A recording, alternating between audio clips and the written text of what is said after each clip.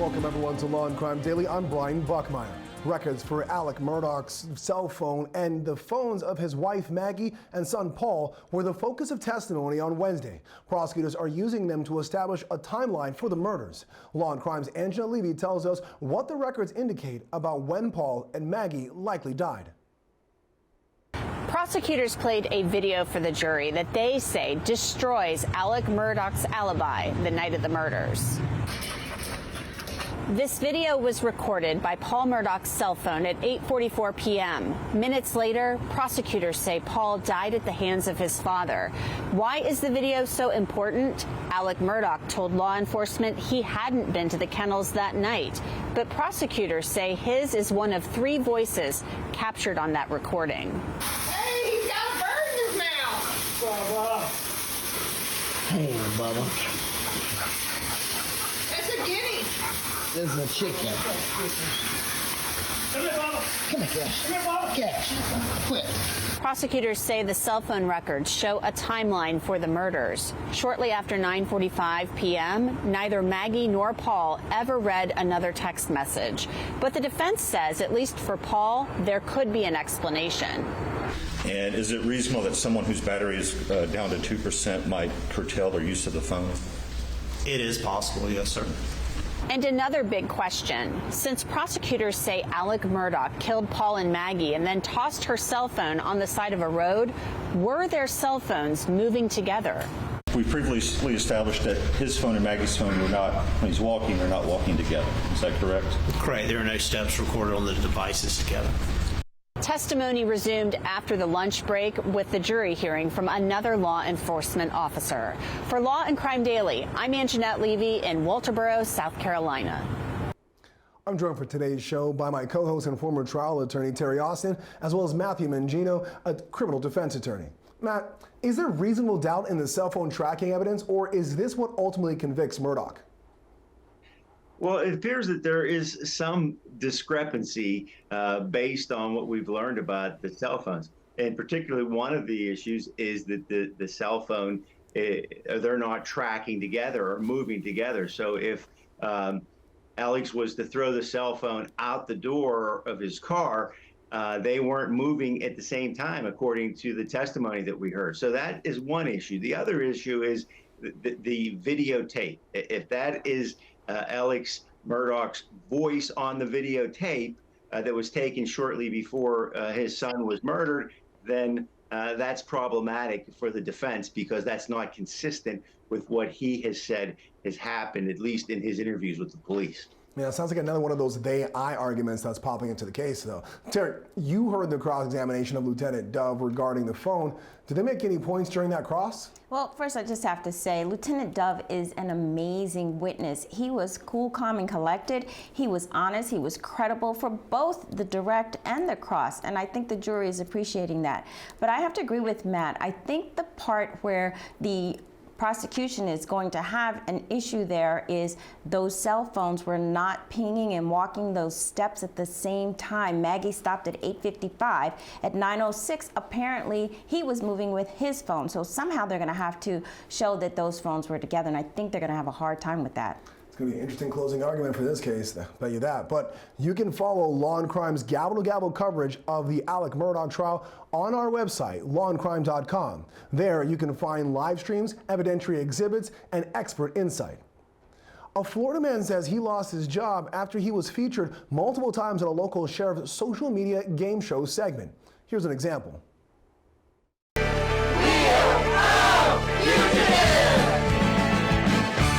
Hello, everyone. I'm Sheriff Wayne Ivey of the Brevard County Sheriff's Office, and welcome to Wheel of Fugitive. You know how it works. All 10 people up here have warrants for their arrest. We want to get them off the streets and safely behind bars where they can't victimize anybody else. David Gay filed a lawsuit against the Sheriff's Office and Sheriff Wayne Ivey. Gay's picture and name were included in 3 segments in 2021, but Gay was actually already in the county jail on those dates. He wasn't a fugitive. He said his employer saw him featured on the segment and told him not to bother showing up for work. Gay is suing for $50,000 for defamation and emotional distress. Still ahead on Law and Crime Daily, a man already convicted once for killing his wife with antifreeze is on trial again. Will this jury make the same decision as the last one? But first, a Native American actor is accused of targeting his own community as police arrest him for leading an alleged sex cult.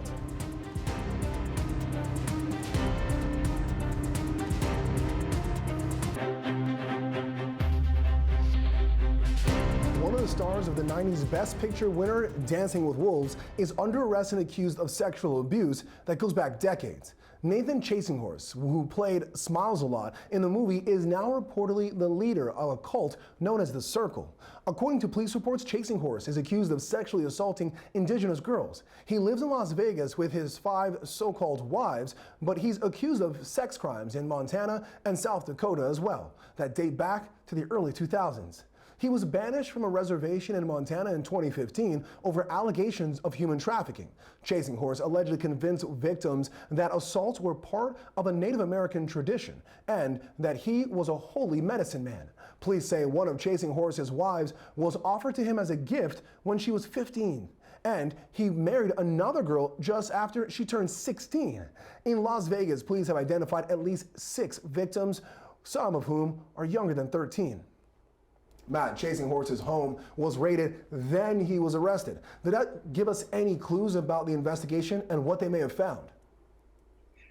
Well, certainly the search warrant and what they found must have been productive in terms of providing them with evidence to establish probable cause to arrest him. I mean, what we know here is that this is a series of incidents in which he was trafficking women, that he was sexually assaulting young girls. Some of those sexual assaults were on tape. He was basically pimping some of these girls to his friends for sexual conduct. So there's so many layers to what's alleged here, and it appears that he's just simply a con man who was going out across several states and putting on these healing ceremonies and using that platform to bring these young women to him and then to exploit them. So it's really a series of serious charges, and there will be serious consequences. Absolutely. Now, Terry, authorities across the United States are focusing on crimes against Indigenous women and girls. Can you tell us more about that? Yes, there's a huge mass movement, Brian, because, you know, Indigenous women and girls are twice as likely to be assaulted than others in other demographics. And 1 in 3 of them are going to experience some sort of violent crime. So the authorities, both in Canada and the United States and other areas, they are working together, trying to get legislation, trying to get people to be aware of what's going on and having laws that are going to really inflict some serious punishment against the people who are committing these types of crimes to protect these women. They're very, very vulnerable, and hopefully these movements are going to help that situation. Absolutely. I've heard of some of those movements, especially back home where I'm from in Canada. So let's hope they'll get some progress there on both sides of the border.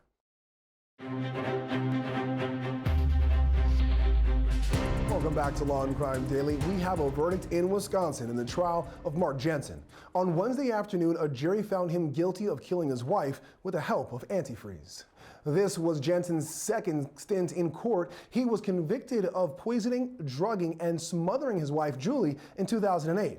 While serving a life sentence, his conviction was vacated in 2021 when so-called letters from the grave used in the original trial were ruled inadmissible.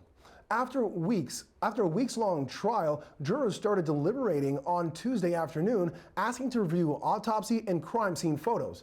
They also requested copies of a fire department report from a call-out to the Jensen home and notes from Julie's physician. To get a better idea of how this trial wrapped up, let's take a closer look at the prosecution's closing argument as they put the jurors into the shoes of the victim. So we know about December 1st. We know that's the day that Julie goes to Dr. Borman, and we know that that's the day the defendant gives her the first dose of ethylene glycol, because by the early morning hours of December 2nd, she is showing the symptoms of ethylene glycol intoxication. Julie called her friend Margaret Foyt on the morning of December 2nd, and Julie was happier than she'd been in weeks or months. Here she was desperately sick, desperately ill, very uncomfortable, very, very uncomfortable. But she was happy. Julie was finally getting what she'd been looking for. She was getting a supportive spouse instead of the sadistic, narcissistic thug that she was actually married to. She thought Mark loved her. And when Mark got back from the doctor, he showed again how much he loved her by giving her the Ambien pill that the doctor had prescribed for her, and giving her another half a dose of paroxetine, and, helping her wash it down with orange juice and antifreeze. On the other side of the coin, the defense laid out Julie's mental health issues and suggested her death was actually a suicide. Mr. DeFazio, the psychotherapist, met with Julie Jensen. He identified the possibility of limited postpartum depression. Mr. DeFazio testified that Julie Jensen was experiencing some obvious mental health issues. He diagnosed her as adult situational reactive with mixed features. He noted features of depression and anxiety. The psychiatrist, Dr. Newman, described her as crying all the time, having no appetite. She used to enjoy cooking, and now it's just a chore. Those are the notes. Chronically depressed, cries easily. And the blood levels tell us nothing about whether something is a homicide or a suicide. We also heard from Dr. Mainland's extraordinarily questionable study, is that almost every ethylene glycol case that she could find was a suicide. That's sad, and it's what happened here. Matt, some people might be wondering, why is it important to retry him if we ended up getting the same verdict, so why do the retrial? Well, the retrial had to happen because there was an appeal in which the appellate courts found that a letter that the victim had written, a letter from the grave, that was prejudicial to Jensen during his trial. And so the alternative would be to set him free, which obviously the prosecution wasn't going to do this. They thought they had a strong case even without the letter, and they presented that case to a jury and ultimately were successful once again. So this, and in fact, what's interesting is at a press conference after the trial was completed, after the guilty verdict was entered, the prosecutor read that letter that the jurors didn't hear in the second trial. And I think that gave those jurors some comfort that they probably made the right decision in this case. Yeah, absolutely, that makes sense. Terry, based on the jury's questions, were you surprised by the verdict? I was not surprised by the verdict, but I was surprised as to how fast they came to the verdict. They asked for a board and some pencils to mark things up, and they asked for the primary care physician's notes so they could look at whether or not she was depressed. They asked for her autopsy report. So I thought that they were going to really put more time into that deliberation, but apparently they got that information and they quickly made a decision, and the guilty verdict came back again. Yeah, well, twice in a row. Let's see. Maybe there's an appeal down the line and he wins another a trial. We'll see. Well, police in Maryland are offering a reward after a bizarre theft. A man stole a large gorilla statue from in front of an antique store.